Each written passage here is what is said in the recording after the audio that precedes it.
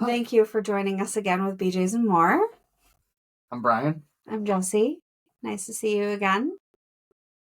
So we're enjoying another Sunday, putting together another creation for y'all. And hopefully you like how we just I thought this up this morning just to see if I can kind of catch Jessie off guard to see what she come up with for answers on something she doesn't have a clue what the topic is. So you want to see how well I bullshit my way through things? So what would you do if I told you this is hell and you have to figure out how to get every human in the world into heaven? How would you do it? Well, we've had this discussion about how, for me, it makes sense that heaven is right here on earth. And so instead of like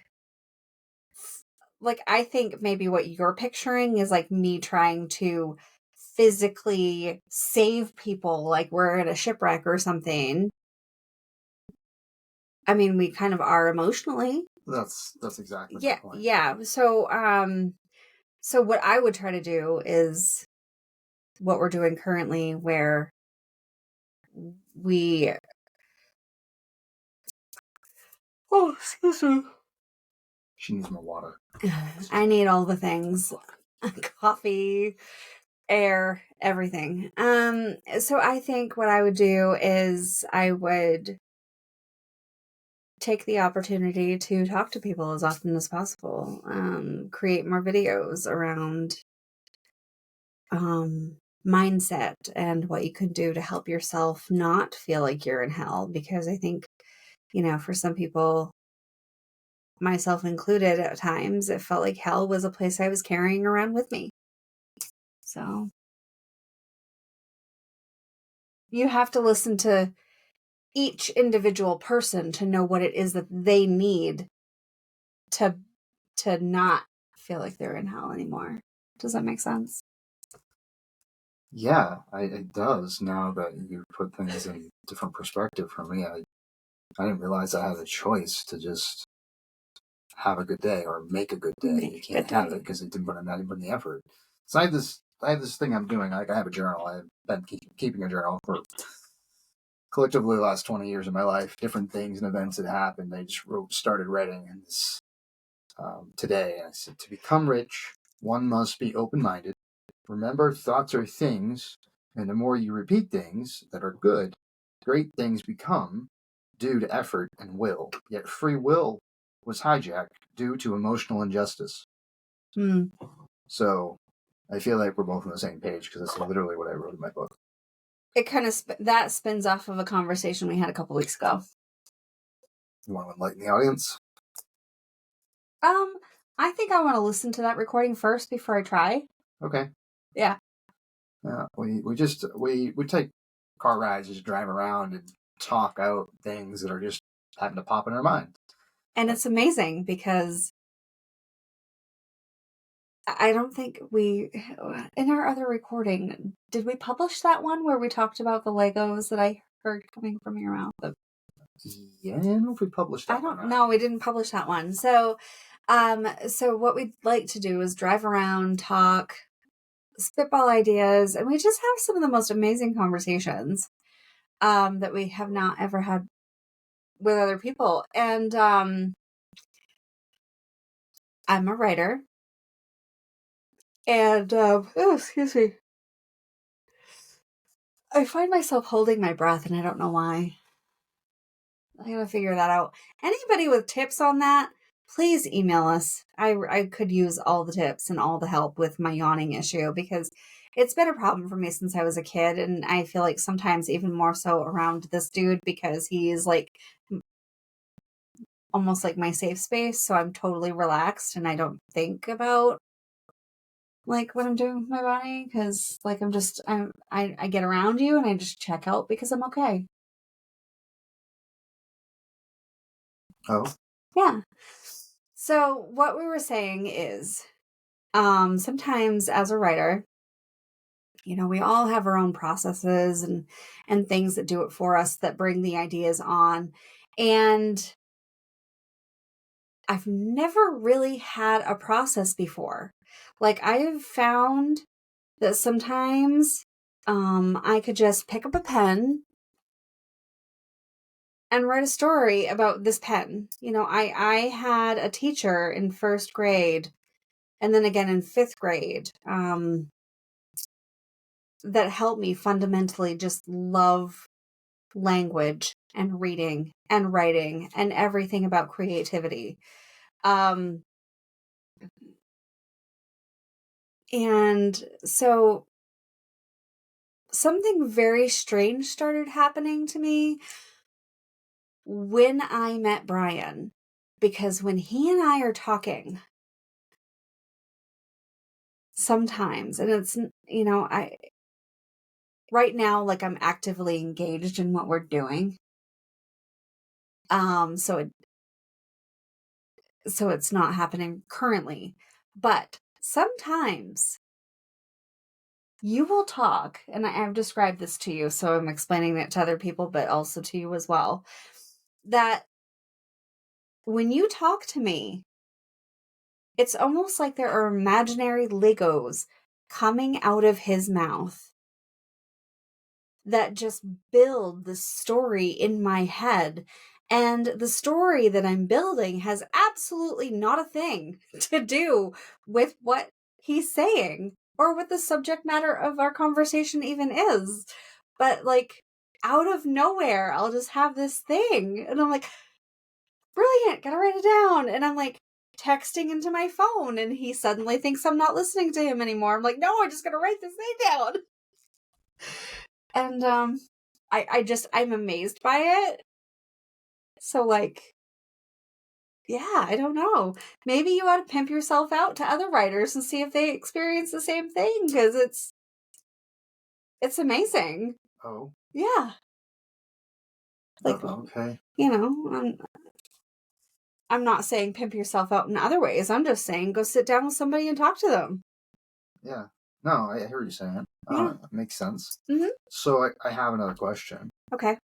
So what would you do if we were the last two humans on this earth? Well, we couldn't procreate, so I guess humanity is screwed. Well, humanity would be gone, yes. But what would you do? What would be the first 10 things? Or The first 10 things. Yeah. Oh, man. No particular order. Like, food is only existent if literally all the stores are still here, and we'd have to go ravage these stores because there'd be no way to make food anymore. Only there would be. I mean, other than we go find chickens and cows and stuff like that. Well, that's the thing, though. Like, we together. would, right? But that's the thing. I would find a farm. I would leave here, my apartment in the city, and I would go to a farm. Like, probably in the southern states? Well, yeah, because I would want it to be warm. So how would you get there? Vehicles. You wouldn't have anywhere to gas. I would siphon it from all of the abandoned vehicles around. I mean, have you not seen any post-apocalyptic, things? Okay. There's all these abandoned vehicles. Like, when we run out of gas in one, or one breaks down, we'll just take another one. There we go. We don't have to fight anybody for their keys. Right. All the keys are just there. Yeah, so we would go to a southern state. All right. We would then find a farm, because I already know, I grew up gardening. Mm-hmm.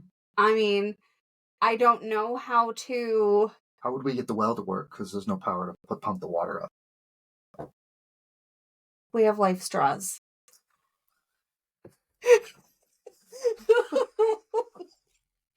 See, I just have an answer for everything. Hey, it's good. You're thinking. You're cutting on your toes. It's good. Yeah, I mean, like, there are Brita water filters. I'll just grab a bunch of those and bring them with us. It's the same freaking idea. You don't have to use it, just the pitcher. As long as it's a hand pump.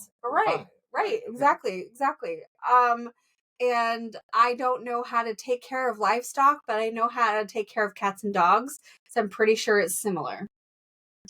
Right. Okay, so we would just go to a library, get some books on how to do things, and then we would just figure it the hell out as we go. So because just decide to just live, the two of us, just not even bother to try to recreate life.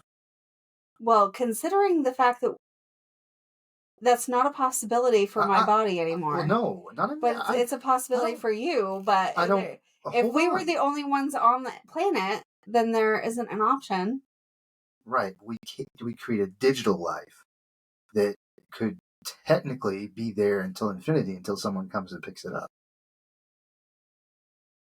You are so confusing sometimes. I don't know what you mean. Well, right now we're creating what we're creating, right? Right. So if somebody, say we're literally the last two humans on the planet, right?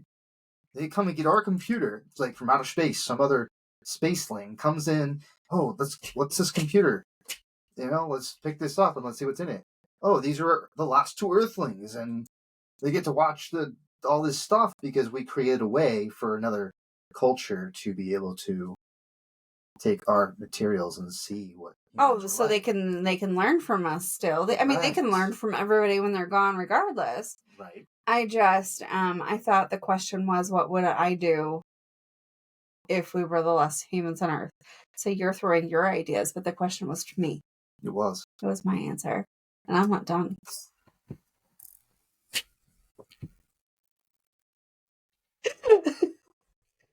So what I was saying is find a farm. On our way down, we would we don't even have to rob banks. There's nothing to rob because there's nobody else around. Everything would be ours. We just get all the cool shit. And you could drive like a bus, for example, and as we go down south, we could just fill this bus with food supplies, all the things we're going to need until we're 80. No. Like I said, we'll just keep siphoning the gas. And we've got to fill tanks along the way. We've got to gather materials. We've got to get all the water filters, whether it's a Life Straw or a Brita water pitcher filter thing, and generators. We could get the generators. You're talking to a girl who was born in Maine, has been raised in Maine, had grown up typing on a typewriter, so I don't even need a computer. I'm actually more happy to use a typewriter than I am to use a computer. So, throw me out in the freaking garden. I know what I'm doing. My earliest memories were pulling weeds in my great-grandfather's garden. He's like, hey, every handful 5 cents, it was the best. So your instinct, though, is to stay alive and survival. Survival is still right. Survival. But then, just like a TV show, I'll talk to you about that later, where it is the end of the earth and this guy thinks he's all alone, and then all of a sudden he finds all these people that also survived, and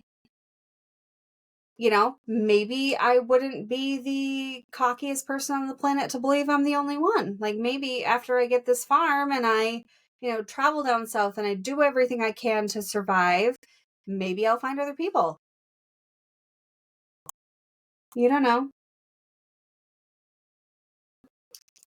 So I guess the reasons I asked some of the questions because you want to know you're okay with me. Because you want to know that at the end of the planet, I am going to be the one to keep us alive. Well, that wasn't what I was thinking. No. I'll be your knight in shining armor. I'm already the string on your balloon, so. So, you know how I don't know, I feel like the show, the end of the TV show, you said the end of the earth. So Left Behind.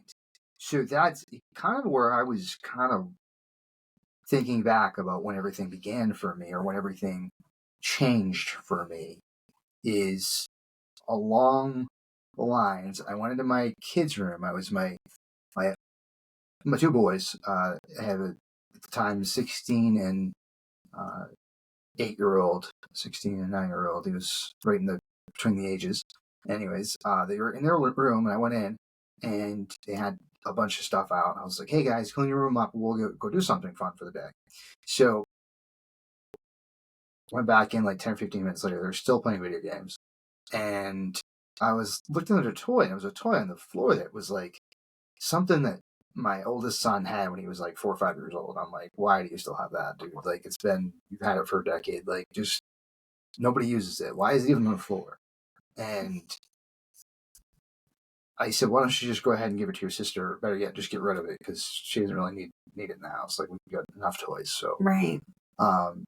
He like started breaking down a little bit. He's like, just started to be really upset.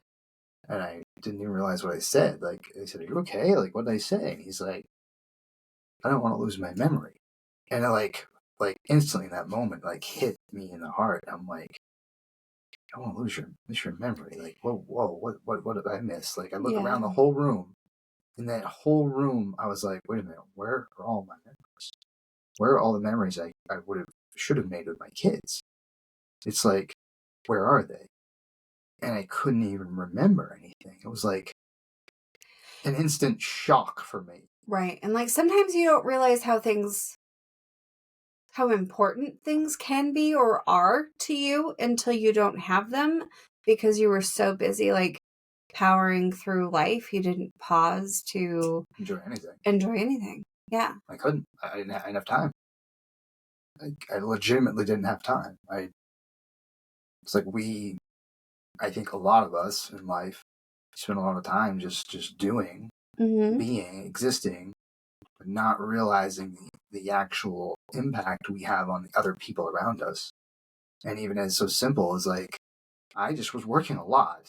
And the other times I wasn't there, I was out gambling because I had an addiction, but I had an addiction due to not knowing how to cope. Rolling back to my emotions. If I had the ability to control my thinking, thoughts, and my emotions and connect those two things together, I may have realized this before 17 years passed and I lost a lot of the good years of making good memories. I mean, I feel like I did, but it's like I don't remember any of them. Like, I have to go back and look at pictures. I was just so busy doing it that I didn't enjoy feeling in that moment because I never, everybody said, fuck your feelings. Nobody allowed me to feel. What's that? Like, sadness and happy. You're either sad or you're happy. Like, well, I would spend most of my life being sad because I didn't know I had 26 other emotions. Right. And whereas I like feeling the full spectrum of emotion, and fuck your feelings if you're not fine with the fact that I just experienced all of them in 10 minutes. Like, I don't know. But you had something that traumatized you to the point where you just let go. Yes. And you were able to do that. There's a thing on our wall that says, why worry? There are only two things to worry about. Either you are well or you are sick. And if you are well, then there's nothing to worry about. But if you are sick, there are two things to worry about. Either you will get well or you will die. If you get well, there's nothing to worry about. If you die, there are only two things to worry about. Either you will go to heaven or hell. If you go to heaven, there's nothing to worry about. But if you go to hell, you'll be so damn busy shaking hands with friends, you won't have time to worry. But that's just it. Like, our perceptions have been biased based off how we learned. Like, I didn't know I could think differently. I didn't know I was allowed to think differently. Like, I tried to a little bit here, a little bit there. Great things would pop in my head. I have great ideas once in a while, but I didn't know how to put all this stuff together.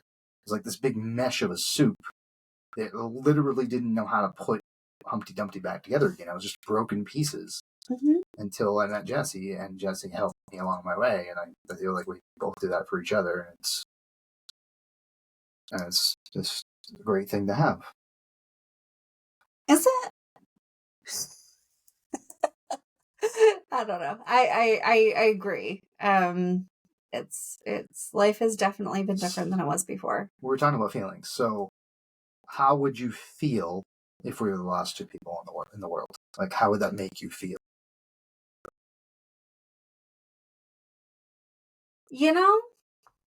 I don't know, because I think at least for a few months, I would be so busy just gathering and making sure that we're okay that I wouldn't have time to function and focus on that. As a default setting, I'm very much the type of person who is like, okay, I have this problem. How are we going to fix it? Because it need, like you just hunker down and you solve the problem. You don't sit there and worry about the 50 things that could happen otherwise. Like, okay, we're the last people on Earth and there are predators here. Granted, like all of the coyotes in Maine haven't been eliminated along with whatever caused the humans to go away. Like, you've got to be in survival mode to an extent. Of course. And then worry about, like initially there's the fuck your feelings because you don't have time. There's no time. If you want to survive, you have to focus on surviving. Right. But if you're survival, say you only learned 5 skills or you're 10 skills, and that's all you've ever known in your life. Like your survival skills are built and based off all you know. And if you are a person who was never taught how to farm, if you were never taught if you are not the kind of person who cares about animals at all, it's just there's so many different spinning plates to one's survival that if all you know is fast food, living in the city, you are terrified of a cat, let alone a freaking like 2,000-pound cow. If you don't know how to use a gun, or if you're afraid of using guns to be able to hunt for your food, how's that going to work out for you? You can't just, sure, there's a part of our existence right now where it'd be okay because our stores are just loaded with prepackaged food. Right. But that's going to expire. Exactly. You can't eat it you can't eat the food that's in the stores right now when you're 70. Correct. So you have to learn how to sustain yourself. Right. Whether it's making canned goods and stockpiling. Right. Because even stockpiling, they say what canned goods are good for like 10 years beyond the expiration date. Right. I'm more saying if we can our own stuff. Oh, can our own stuff, yes, which I know how to do because I again, another thing I grew up doing, so I know how. But at the same time, anything we don't know how, we'd have to figure out, like by reading books, whatever is in existence. Right. How to work a wood stove, how to use a chainsaw so that you can have wood for the wood stove. Mm-hmm. Well, hopefully we wouldn't need it if we're in a warmer state. You still need it for cooking. True. Very true. See, you didn't think of that thing. I do. I've got the whole list. So my thing is like all the stuff you just said is like, how do you create life? How do you go from just survival into people that can thrive? How can you take humanity onto a whole new level from what we know and what we are today? Like you and I have helped each other out, but I feel like there's a lot of lost souls out there that are just so stuck in their hell until, like you said, until you talk to them, you don't know where they're at. How can you help them if you don't know where they're at? Right, and you don't know where they're at until you talk to them. Right. But how do you feel comfortable talking to people? Like, how do you just do it? How do you have this? I just do it. But how do you? I don't know. I literally just do it, whether I'm scared or not. And I have lived with anxiety my whole life. See, I just don't talk. I remember, like I said in our other episode about anxiety, episode 1, about anxiety. I remember having my first full-blown panic attack when I was 7. And I'm 43. I have lived my life doing everything I have ever done afraid. Yeah, and then you do it and then, oh, it's not nearly as bad as you thought it was. Or, hey, maybe it sucks ass, but you're doing it anyway because that interaction is going to be over and you never have to have it again. Or you'd want to have it more often, like we are right now. Right. Exactly. But, like, if you never took that chance with the complete stranger that you met who invited you to our dinner, right? That's then true. That's true. Then you and I never would have met. That's true. I mean, but I think there's also the fact it takes two. It takes two to dance. It takes two to tango. It takes two to actually conversate. You know, if that person didn't talk to me, I probably wouldn't have talked to them. Like exactly. like it takes other people causing energy, whether it's good or bad energy. It's the fact that people they did talk. Right. And if you talk to somebody, then maybe it talks to somebody else, and then you talk to somebody else. And then sometimes you meet someone you don't even have to talk to, and you just sit next to them and smile. And then, end up talking later, and then we end up going to dinner, and then, hey, here we are. And then yeah, exactly. Like, sometimes when I get excited to talk to somebody, I'm a little bit like a bull in a china shop. And just let things fly out of my mouth. Like, I like your face, I want to see more of it.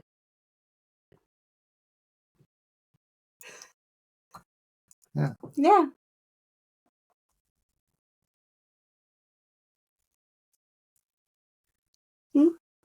Shut it off.